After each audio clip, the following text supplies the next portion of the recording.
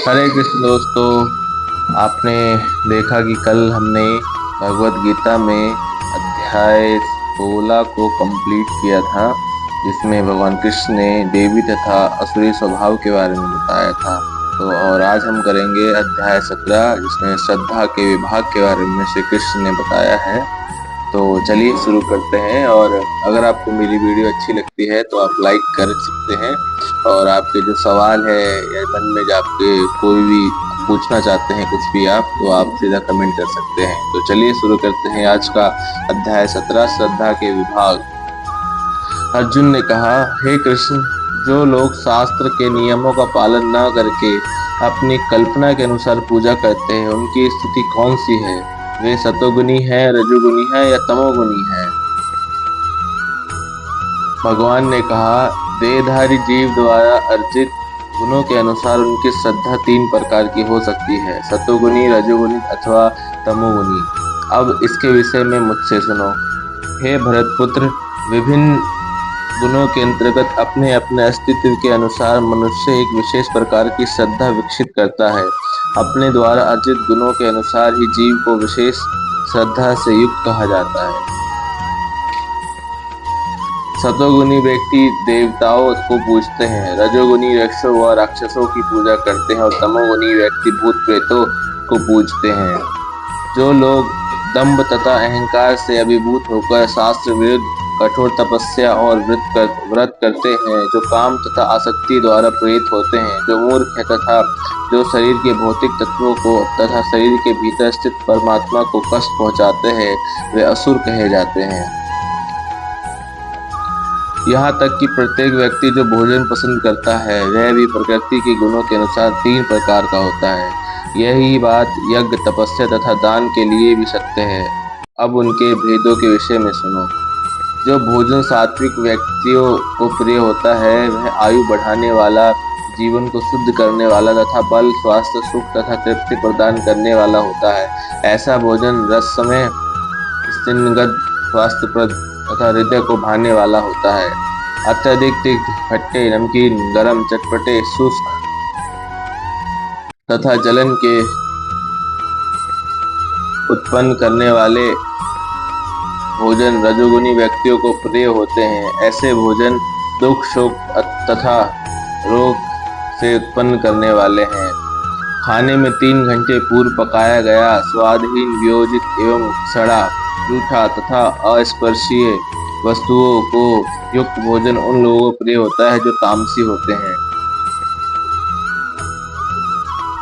यज्ञों में वही यज्ञ सात्विक होता है जो शास्त्र के निर्देश अनुसार कर्तव्य समझकर उन्हीं लोगों के द्वारा किया जाता है जो फल की इच्छा नहीं करते।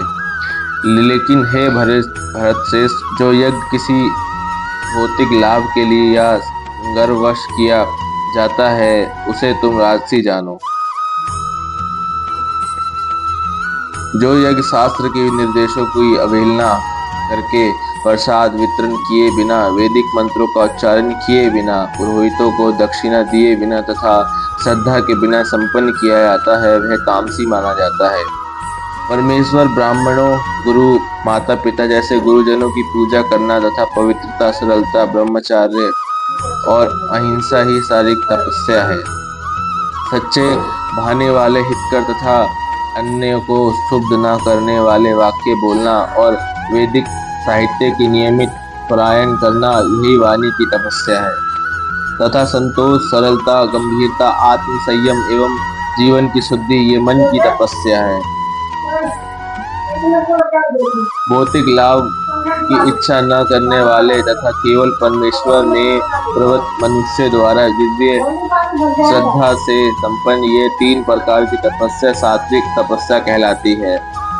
जो तपस्या दंभपूर्वक तथा सम्मान, सत्कार एवं पूजा कराने के लिए संपन्न की जाती है, वह राजसी रजोगुनी कहलाती है। ये ना तो स्थायी होती है न शाश्वत। मूर्खतावश आत्म उत्पीड़न के लिए या अन्य को विनष्ट करने या हानि पहुंचाने के लिए जो तपस्या की जाती है, वह तामसी कहलाती है।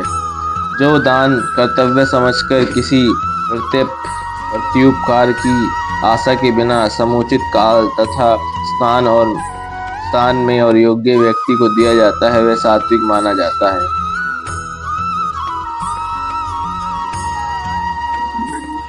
किंतु जो दान प्रत्युपकार की भावना से या कर्म फल की इच्छा से या अनिच्छा पूर्वक किया जाता है वे रजोगुनी राजस कहलाता है।